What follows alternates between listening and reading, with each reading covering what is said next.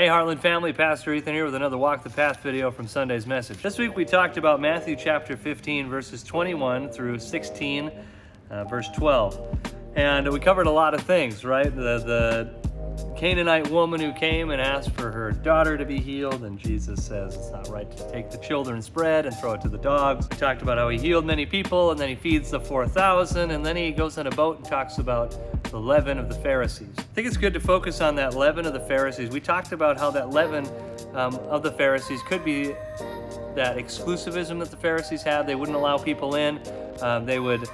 They would just create these groups and then say, it's only us, nobody else, even though the text is clear that the mission of God is for the whole world. But I think another aspect of this Pharisaical teaching is when Jesus, he talks about them cleaning the cups and doing these ceremonies of washing hands and thinking they're made right with God because of these traditions. I was thinking about Romans chapter 2, verse 28 says this, "For a person is not a Jew who is one outwardly, and true circumcision is not something visible. On the contrary, a person is a Jew who is one inwardly, and circumcision is of the heart, by the Spirit, not the letter. That person's praise is not from people, but from God."